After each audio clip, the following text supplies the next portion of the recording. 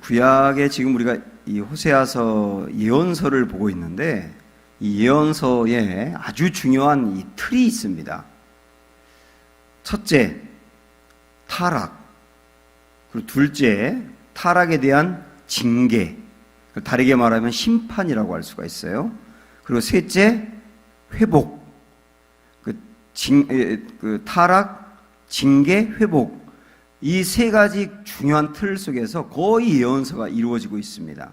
이 호세아서도 마찬가지 그런 맥락으로 보고 있는데, 오늘 우리가 본 이 2장의 말씀은 아주 대표적으로 그 세 가지로 볼 수가 있거든요. 그래서 우리가 이 세 가지를 이 오늘 본문 말씀에서 하나하나 살펴보겠는데, 먼저 이 타락을 보도록 할게요.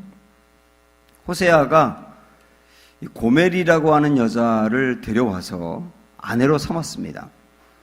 도저히 자격이 안 되는 여자를 선지자의 아내로 삼았어요. 그리고 사랑을 해줬는데, 이 여자가 수시로 집을 나가가지고 다른 남자에게 있다가 들어오고 그리고 아이도 낳고 난 뒤에도 정신을 차리지 못하고 계속 반복적으로 그런 일을 하게 된 거거든요.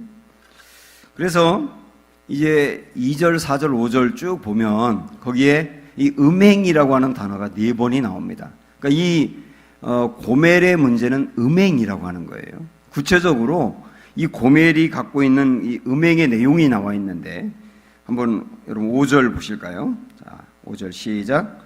그들의 어머니는 음행하였고 그들을 임신했던 자는 부끄러운 일을 행하였나니, 이는 그가 이르기를 나는 나를 사랑하는 자들을 따르리니 그들이 내 떡과 내 물과 내 양털과 내 삶과 내 기름과 내 술들을 내게 준다 하였습니다.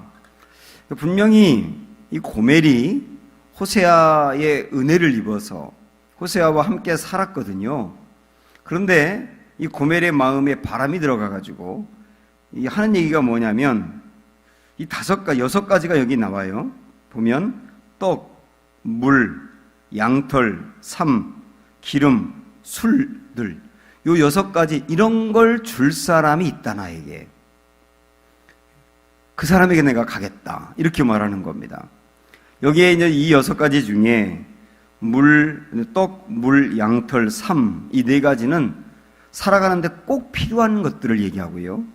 근데 뒤에 기름하고 술들은 꼭 필요한 거라기보다는 쾌락을 위해서 필요한 걸 얘기하는 겁니다.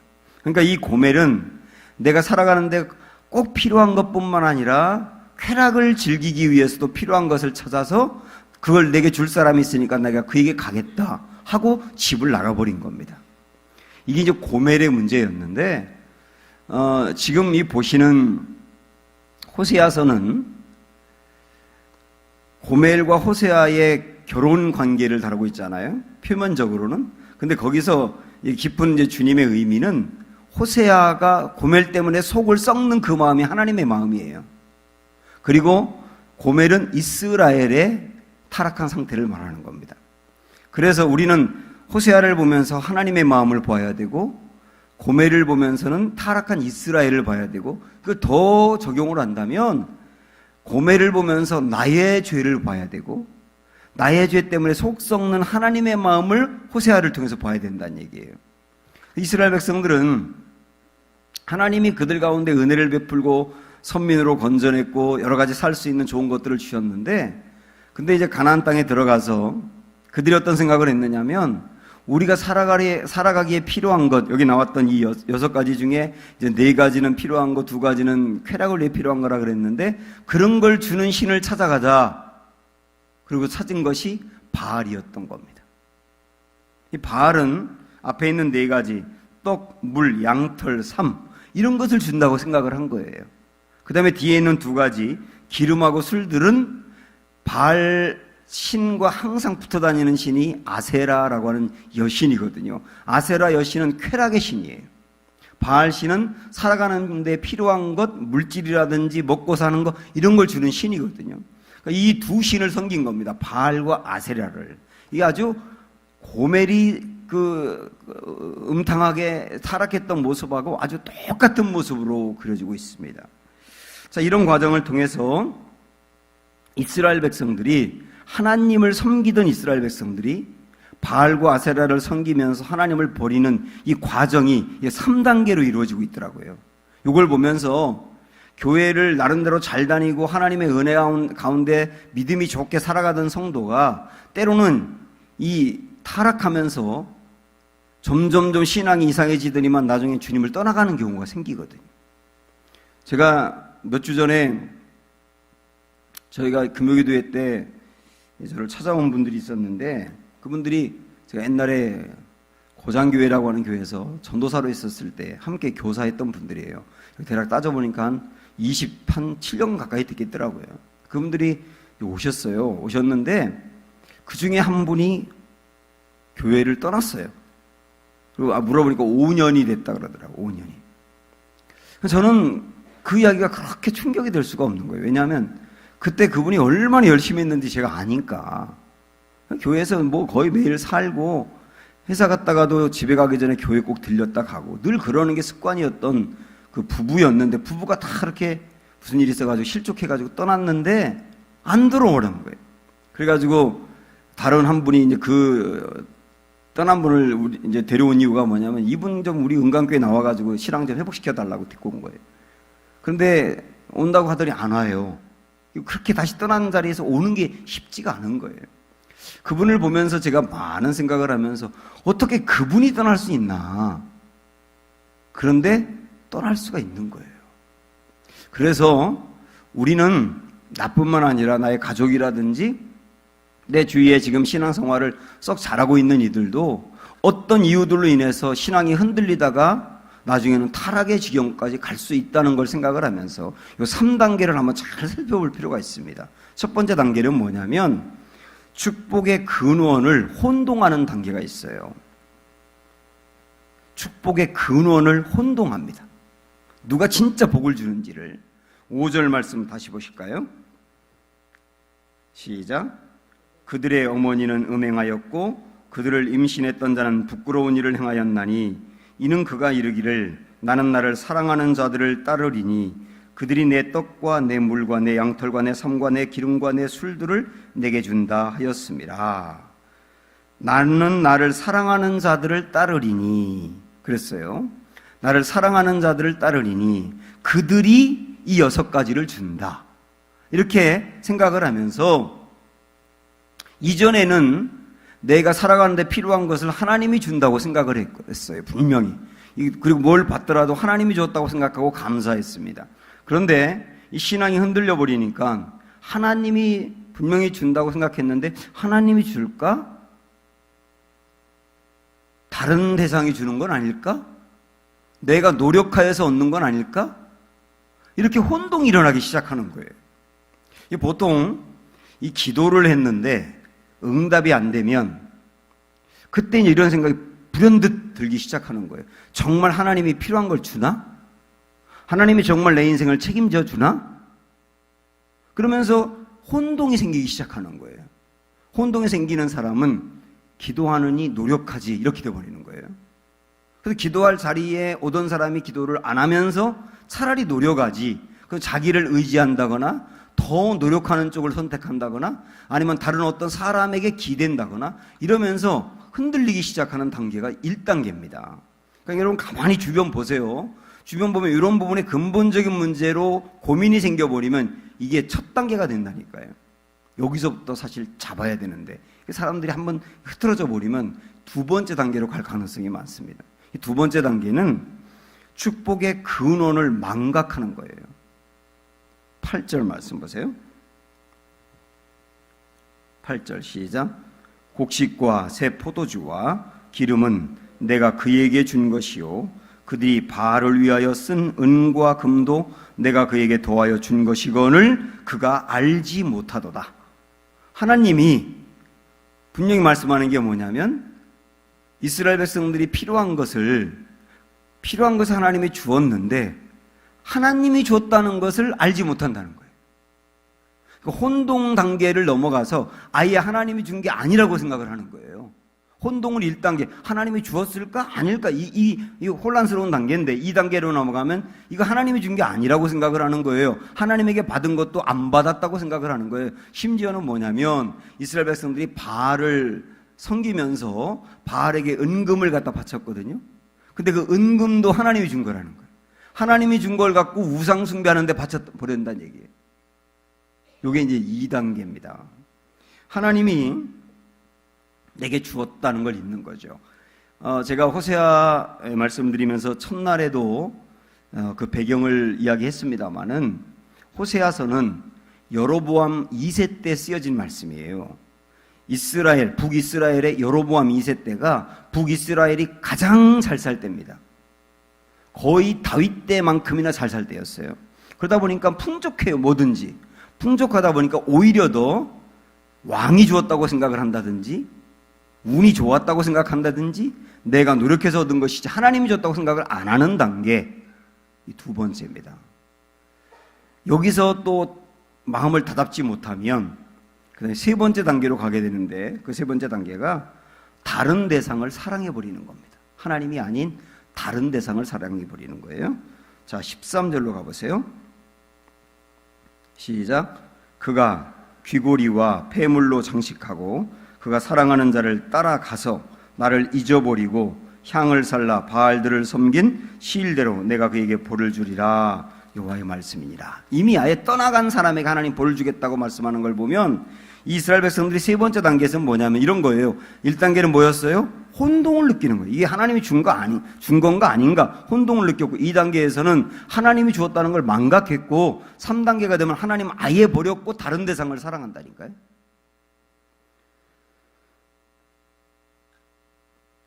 그래서 2단계가 되면 주님을 버리고 신앙이 필요 없는 단계가 되는 거예요. 세상이 좋아서 완전히 떠나가는 겁니다. 오늘 이 예배 드리는 우리 교우들은 이 3단계까지 간 사람은 없지요. 3단계까지 간 사람은 없는데, 우리가 오늘 주목해 이제 생각해 봐야 될 것은 뭐냐면 3단계는 그냥 첫 번째부터 3단계가 되는 게 아니라는 거예요. 1단계 거쳐 2단계 거쳐 3단계로 가는 것이 이 순서기 때문에 우리 신앙이 1단계 혼동 단계에 왔을 때 그냥 놔둬버리면 3단계까지도 갈 수 있다는 것을 가지고 생각하면서 경각심을 가져야 된다는 얘기예요. 그 다음에 우리 주변에서 신앙생활을 나와 함께 잘하던 어떤 집사님이, 권사님이 이런 단계로 이제 혼란을 느낄 때 여러분께서 옆에서 권면해가지고 잘 잡아주지 않으면 3단계까지 가서 아예 떠날 수도 있다는 거. 그게 타락의 순서라고 하는 것을 이 말씀을 보면 금방 알 수가 있습니다. 이게 첫 번째 단계 타락이었습니다. 그런데 우리 하나님께서는 혼동을 느끼고 망각하고 그리고 다른 대상을 사랑하면서 떠난 이스라엘 백성들을 사랑하기 때문에 그냥 두지 않으세요. 그래서 그들을 건져내세요. 그게 3단계거든요. 회복을 시키는 게. 그러나 3단계 회복은 절대로 그냥 안 오고 2단계 거쳐서 오더라고요. 그 2단계가 뭐냐면 징계의 단계입니다. 심판의 단계. 그래서 제가 여러 번 이 호세아서를 말씀드리면서도 강조했지만 하나님의 심판은 사랑의 표현이다. 만약에 하나님이 사랑하지 않고 그 영혼을 건져내지 않으려고 한다면 징계도 안 한다. 그냥 놔두지. 가든지 말든지 놔두지. 징계하는 것은 사랑하기 때문에 징계하는 거다. 이런 관점으로 징계를 심판의 관점보다는 사랑의 관점으로 봐야 한다는 거예요. 하나님은 이제 이 신앙이 흔들릴 때 있지 않아요? 이 타락의 1, 2, 3단계를 거쳐가는 동안 절대로 가만히 계시지 않으세요. 말씀을 통하여서나 깨달음을 통하여 어떤 사람의 말을 통하여 끊임없이 우리에게 경고도 하고 설득도 하고 호소도 합니다. 그래서 말씀을 듣다가 이러면 안 되지 하는 정신 차리는 단계가 오기도 하고요. 그 다음에 하나님이 내가 잘못하는데 어떤 때는 잘못하는데 도리어 큰 사랑을 줄 때도 있어요. 그래가지고 그 사랑에 감복해가지고 깨닫게 하는 경우도 있어요. 그 다음에 어떤 경우는 막 호소하듯 내 주변의 사람들이 그렇게 나에게 권면하면서 사랑으로 눈물로 붙잡기도 하고, 이런 모든 과정들이 하나님이 떠나가는 사람을 잡는 여러 가지 통로라고 볼 수가 있어요. 그런데도 불구하고 계속 타락의 지경으로 빠져버리면 하나님이 징계를 쓰시는 겁니다. 징계. 이 징계도 역시 3단계를 거칩니다. 오늘 여러분 이 말씀을 좀 잘 이렇게 정리할 필요가 있어요. 이 3단계 징계를 거치게 되는데, 첫 번째 단계는 우리 앞에 타락해서 자꾸 하나님을 떠나가는 사람 앞에 장애물을 놓습니다. 장애물을 놓아서 장애물에 걸려가지고 깨닫게 하는 거예요. 6절 말씀 보세요. 자, 6절 시작. 그러므로 내가 가시로 그 길을 막으며 담을 쌓아 그로 그 길을 찾지 못하게 하리니. 떠나갑니다. 떠나가요. 떠나가는 이 사람에게 하나님이 강압적으로 그의 앞길을 강압적으로 잡아 끌어가지고 다리 몽둥이를 부러뜨리든지 그렇게 해서 못 가게 만들면 좋을 것 같은데, 하나님이 그렇게 하진 않고 가려고 하는 사람에게 그냥 가도록 놔두세요. 그런데 그냥 방치하는 게 아니고 가게 하지만 장애물을 둔다는 겁니다. 장애물을. 가시로 그를 막고 담으로 막아서 전진해 가지 못하고 멈추게 만드는 거예요. 그리고 깨닫게 만드는 거예요. 이렇게 하면 안 되나 보다. 이게 주님이 첫 번째 하시는 징계입니다. 가. 근데 가려고 하니까 앞에 담으로 막아. 서양 사람들은 이 정서를 이해를 못해요. 그럼 가지 말라고 하지. 가라고 하고 막는 건 뭐야? 서양 사람들 이렇게 생각하는데, 이게 동양인 우리들은 이해가 되는 거예요. 이게 제가 우리 교회 와가지고 얼마 안 돼가지고 요 말씀을 잠깐 언급한 적이 있는데, 이 말씀이 저는 그냥 쑥 이해가 되는데, 여러분 이해되세요? 응? 왜 이해가 되느냐면 아리랑 때문에 이해가 되더라고요. 아리랑 한번 불러볼까요? 응? 아리랑. 최종목 권사님 아리랑 한번 불러보세요. 보세요. 가사 보면 아리랑 아리랑 아라리요. 그 다음 뭐예요? 곧 지나가고 넘어간다. 그 다음에 나를 버리고 가시는 님은 십리도 못 가서 발병나네. 요 대목이거든요. 이게 요 가사, 이 아리랑이라는 노래가 뭐냐면, 멀쩡하게 잘 사는 남자가 어디 옆 동네 어떤 아줌마 보고 바람이 났는지 뭐 했는지 떠나간다는 얘기거든요. 나 너 버리고 갈래. 나 다른 여자 눈에 들어왔어. 그러면 가세요. 가세요. 보내. 근데 뭐 가려고 막 떠나니까 날 버리고 떠나면 발병 날 거려? 이렇게 하는 거예요. 가라는 거예요? 가지 말라는 거예요? 가지 말라는 얘기죠. 가지 말라는 걸 우리나라 사람은 그렇게 표현하는데, 어쩌면 성경에 그렇게 우리나라 정서가 잘 들어있는지 모르겠어요. 그래서 하나님의 이 마음, 가려고 하는 사람에게 가. 그런데 담을 막아서 못 가게 만드는 거예요. 이게 이 아리랑보다 더 그 붙드는 그 가사가, 그 노래가 이제 진달래 꽃이죠. 나보기가 역겨워 가시는 님은 고이 보내드리오리다. 가라고 해. 갈래요? 가세요. 고이 보내드릴게. 가세요. 그 다음 뭐예요? 그 다음 뭐예요? 그 쭉 지나가서 그 뒷부분에 보면 뭐라고 나오느냐면, 가시는 걸음걸음 놓인 그 꽃을 사뿐히 들여밟고 가시옵소서. 가세요. 근데 여기 가다 보니까 잠깐 그러면서 산에서 따온 진달래꽃을 한 움큼 잡아가지고 그 발 앞에 뿌리면서 이거 밟고 가세요. 이게 나거든요. 나 밟고 가세요. 가라는 거예요? 말라는 거예요? 말라는 거지요. 그럼 우리나라 남자들은 못 갑니다.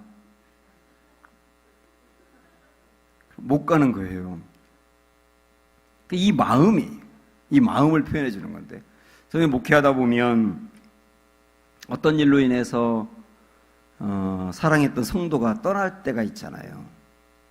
대전에서도 정말 신앙생활 잘하다가 떠난 분이 있었고, 우리 교회도 또 있고, 그런 분들이 이제 떠나는 걸 보면 정말 밤잠을 설치게 되더라고요.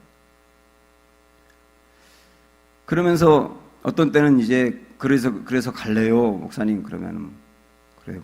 그러세요. 축복하고 보내드릴게요. 어쩔 수가 없네요. 그러면서 속으로는 어떻게 생각하냐면, 아유, 다른 교회 가가지고 잘 안 돼가지고 돌아왔으면 좋겠다. 그런 마음이 들더라니까. 잘 안 돼가지고 자꾸 뭐 다른 교회 갔더니 머리가 너무 아파가지고 교통사고도 나고 막 그냥 애도 아프다 그러고 그래가지고 아유 다시 은강교회로 가야 되겠어. 아, 이러면 좋겠다. 이런 마음이 든다니까요. 그게 그 사람을 사랑하지 않으면 가거나 말거나. 근데 사랑하니까 그렇게 해서라도 왔으면 좋겠다. 이 마음이 있는 거 아닙니까? 이게 오늘 고스란히 주님의 마음. 주님의 마음. 앞에 장애물을 두어가지고 장애물 때문에 막혀서 돌아오게 하는 주님의 마음. 이게 이 징계지 않습니까? 표면적으로는 징계인데 이게 철저한 주님의 사랑이죠. 이 징계를 넘어가면 그런데도 불구하고 나 밟고 가세요. 그런데도 밟고 가는 흉악한 놈이 있거든요. 그러면 두 번째 징계가 뭐냐면 상실을 경험하게 하는 거예요. 잃어버린다는 얘기예요. 좋은 것을. 이게 두 번째인데 9절을 한번 봅니다. 9절 시작. 그러므로 내가 내 곡식을 그것이 익은 계절에 도로 찾으며 내가 내 새 포도주를 그것이 맛들 시기에 도로 찾으며 또 그들의 벌거벗은 몸을 가릴 내 양털과 내 삶을 빼앗으리라. 도로 찾는다, 빼앗은다. 이게 두 번째 징계입니다. 잃어버리게 한다는 거예요. 하나님이 주어서 누리게 했던 거, 하나님이 복으로 주었던 거, 그것을 빼앗아 가서 누리지 못하게 하고 잃어버리게 하고 그래서 깨닫게 한다는 얘기예요. 아까 분명히 하나님이 물이라든지 양식이라 떡 이런 거, 그 다음에 양털이라든지 삶 이런 거 하나님이 주셨다고 했지 않습니까? 하나님이 주셨다고 했는데 그것을 하나님이 준 걸 갖고 바알을 섬기는 도구로 쓰기도 했고 그렇게 했던 건데 하나님이 주었던 그 좋은 것들 하나하나 잃어버리게 하는 거예요. 그래서 이 단계는 징계를 당하는 사람한테 되게 아픈 단계예요, 사실은. 왜냐하면 하나님이 물질의 복을 주었는데 그 물질로 자꾸 죄의 도구로 쓰고 자꾸 하나님을 물질로 복 받고 난 다음에 더 떠나가는 사람이 있거든요. 돈이 좋아가지고. 그런 사람은 하나님이 주었던 그 물질을 도로 가져간다는 거거든요. 그러면 물질적인 큰 어려움을 당할 수 있다는 얘기예요. 그 다음에 하나님이 건강을 주었는데도 건강을 가지고 역시 죄의 도구로 쓰면서 건강 때문에 더 주님께로 나오지 않고 어떤 뭐 취미에 빠져버린다거나 운동에 빠져가지고 예배도 빠져버리고 이런 단계로 막 거침없이 나가기도 하는데 그럴 경우는 건강을 하나님이 가져갈 수도 있다. 도로 가져갈 수 있다. 그래서 막히는 정도가 아니라 잃어버리는 단계가 두 번째 단계다. 다시 한번 말씀드리지만 이 단계가 되면 되게 아파요. 그래서 우리는 막힐 때 깨닫는 게 이게 은혜입니다. 그러고도 또 깨닫지 못하고 계속 죄의 구렁텅이로 간다. 그러면 하나님이 세 번째 쓰는 징계는 수치를 당하게 하는 겁니다. 수치. 명예를 잃게 만들고요. 아까 이 도로 가져간다고 할 때 잃어버린 것은 물질이라든지 건강이라든지 이렇게 눈에 보이는 걸 잃어버리지만은 이 세 번째 단계에서 잃어버리는 이 수치는 명예를 잃어버리는 거예요. 그래서 사람들 앞에서 부끄러움을 당해가지고 고개를 못 들게 만드는 거죠. 이 진짜 힘든 거죠, 사실은. 10절 말씀 보세요. 시작. 이제 내가 그 수치를 그 사랑하는 자의 눈앞에 드러내리니 그를 내 손에서 건져낼 사람이 없으리라. 그래서 어떤 도덕적인 문제로 계속 타락해 간다든지 그러는 사람이 나중에는 직장 안에서 수치를 당해가지고 그 직장을 다닐 수 없게 만든다든지 좋은 명성을 쌓았었는데 그 명성을 다 잃어버려가지고 사람들로부터 손가락질을 당하고 나쁜 놈이라는 소리를 듣는다든지 이런 단계가 올 수도 있다. 이게 세 번째 단계의 징계예요. 하나님이 이렇게 하는 거는 돌아오라는 거죠. 돌아오라는 거. 사랑의 표시죠. 그리고 단계별로 가기 때문에 지혜로운 사람은 첫 단계에서 알아야 되는 거죠. 그래서 우리 역시 주변에서 내가 볼 때 징계를 당하는 사람을 이게 파악이 된다면 그를 사랑의 권면으로 주어서 그 다음 단계로 가지 아니하고 주께로 돌아오도록 사랑으로 이끌어 줘야 되는 거죠. 그 다음에 내가 어떤 일로 인해서 징계를 당할 때 내가 자꾸 길이 막힌다거나 그럴 때는 도리 어떤 의미로 본다면 주님 나를 사랑하기 때문에 이렇게 하시는군요 하고 그때 알고 깨닫는 게 은혜지요. 근데 여러분, 오늘 본문에 나와 있지 않지만은 저는 이 징계의 4단계가 있다고 생각을 하거든요. 징계의 4단계. 그게 뭐냐면 신학적인 용어로 유기단계입니다. 유기라는 말은 뭐냐면 내버려 두는 거예요. 내 마음대로 해. 내버려 두는 단계. 이래도 저래도 이래도 계속 단계를 더 가면서 징계를 하는데도 깨닫고 돌아오지 않는다면 그래 내 마음대로 해봐 하고 내버려 두는 단계. 그건 진짜 자기 마음대로 하거든요. 자기 마음대로 하면 할수록 그 사람은 구렁텅이로 빠져버리는 거예요. 굉장히 무서운 징계입니다. 이거는. 우리 로마서로 가서 이거 한번 확인만 하고 다시 오늘 본문으로 돌아오겠습니다. 로마서 1장으로 한번 가보세요.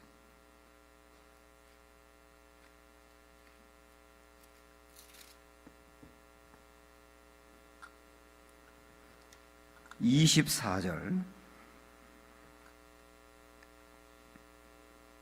239쪽 로마서 1장 24절 시작. 그러므로 하나님께서 그들을 마음의 정욕대로 더러움에 어떻게 했다고 나와요? 내버려 두사 그들의 몸을 서로 욕되게 하게 하셨으니, 여기 내버려 두사가 유기라고 하는 유기. 내 마음대로 해봐.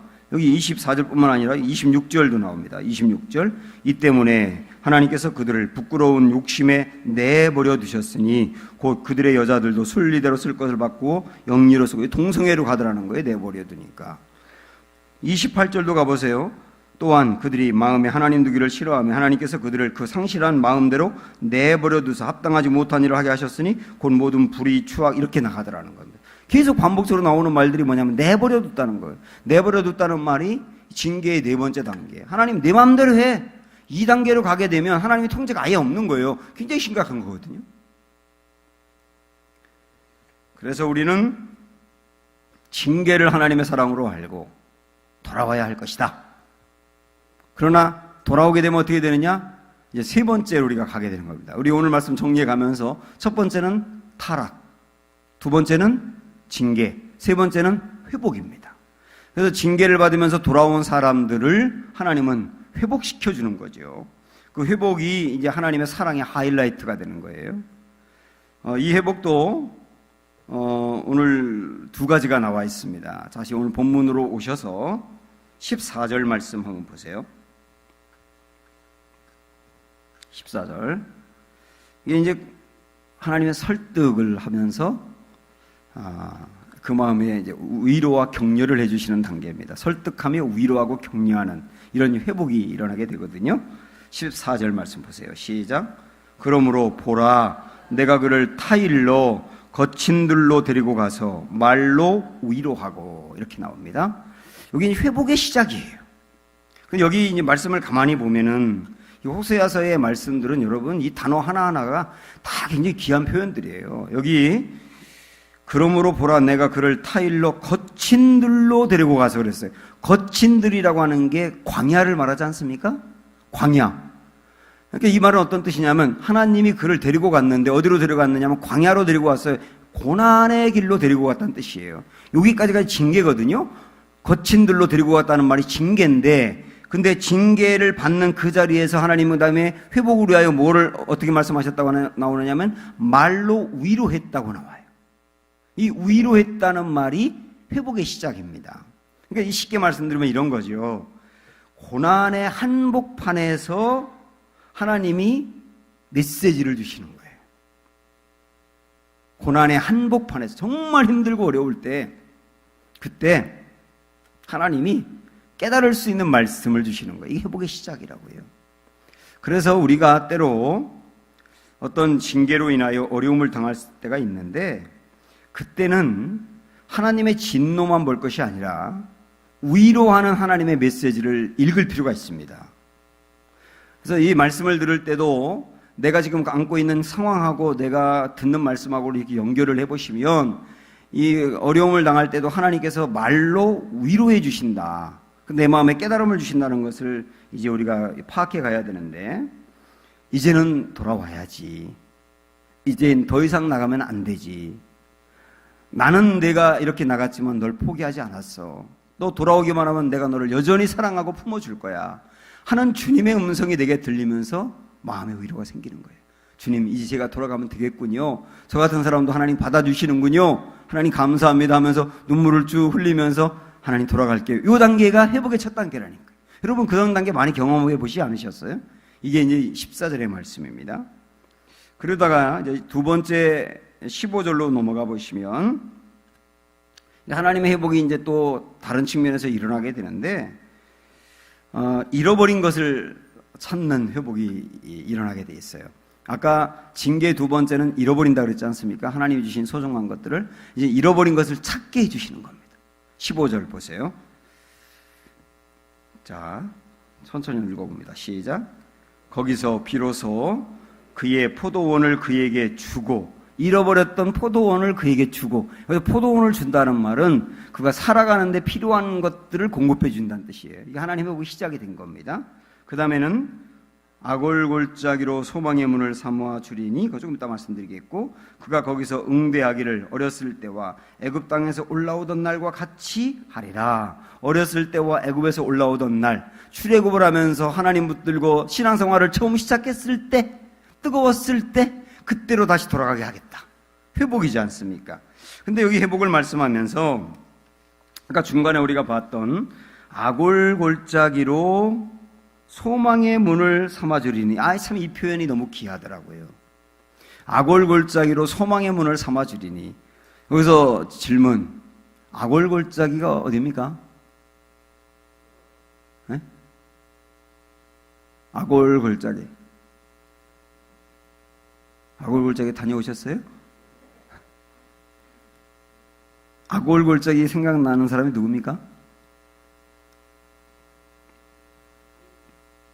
다시 말씀드리지만 일부러 모르는 척 할 필요는 없다 그랬지 않습니까? 아골골짜기 아간이라는 사람이 생각날 거예요. 아간. 그런 사람도 있었나 하는 분도 있을 수 있지만, 아간은 누굽니까? 여호수아가 이스라엘 백성들 이끌고 가나안 땅에 정복해 들어갈 때, 아이성을 점령할 때, 그때 하나님이 분명히 하신 말씀이 뭐냐면, 성을 점령하면 그 땅에 사는 사람들은 죽이되 그 땅에 있는 물건은 절대로 손을 대지 말라 그랬잖아요. 그런데 이 아간이라고 하는 사람이 거기서 밍크코트 하나를 보고 이 마음이 움직여가지고 그거를 두 벌인가 챙기고, 그 다음에 은금을 많지는 않더라도 좀 챙겼어요. 그리고 그걸 땅속에 묻어두었는데 아이성과의 싸움에서 30명이 죽으면서 패하지 않습니까? 아이성은 정말 그야말로 아이 같은 조그마한 성이었는데 거기서 졌어요. 그래서 여호수아가, 아니 하나님, 아니 여리고성 같은 그 어마어마한 성도 이기게 하시더니만 아이성한테 지게 하는 이유가 무엇입니까? 라고 할 때, 그때 너희 중에 죄악이 있다. 그 죄의 원인을 찾아서 해결해라. 이런 말씀을 주니까 제비 뽑기 시작하잖아요. 그래서 이스라엘 백성들 지파, 12지파 중에 뽑았더니 어느 지파가 뽑히고, 그 중에 어느 족속을 뽑았더니 어느 족속이 뽑았더니 마지막 남는 사람이 아간이라는 사람이었잖아요. 그 아간이 실토하지 않습니까? 자기가 밍크코트 챙겼다고. 그래가지고 그를 죽이고 아골골짜기에 버리게 돼요. 그때부터 아골골짜기 그러면 저주의 상징이 된 거예요. 저주의 상징. 심판받아 죽는 사람. 그래서 그 이후에 아골골짜기 그러면 사람들이 다 부정적인 이미지로 생각을 하게 된 겁니다. 그 이미지를 살리면서 이제 오늘 본문을 보셔야 되는 거예요. 다시 15절 보세요. 두 번째 줄에 아골골짜기로 소망의 문을 삼아주리니. 아골골짜기가 뭐라 그랬어요? 저주의 상징. 저주의 상징이었던 것이 소망의 문이 된다는 겁니다. 그래서 이 징계를 받아가지고 많은 걸 잃어버리고 정말 내가 저주받은 것처럼 힘들고 어려웠는데, 그것이 소망의 문이 되어서 그거 잃어버렸던 것을 회복하면서 거기서부터 소생하기 시작할 거다. 하나님이 잃어버린 것을 다 찾게 해주실 거다. 그렇게 회복의 약속을 해주시는 겁니다. 이렇게 오늘 말씀이 쭉 이어지면서 결론적으로 역시 하나님은 은혜의 하나님으로 끝나게 되는 거예요. 사랑하는 여러분, 이 오늘 말씀이 어쩌면 그렇게 우리 신앙의 전체적인 경로를 잘 보여주고 있는지, 다시 한번 말씀드리지만 나나 나의 가족이나 내 주변 사람들 이런 경로로 타락해 가지 않도록, 징계가 또 계속 깊어지지 않도록, 그러나 또 징계를 받고 있다면 얼른 회복의 문으로 돌아오도록 우리가 기도하시고 이끌어 가시고, 또 내가 하나님 붙들고 사셔서 은혜가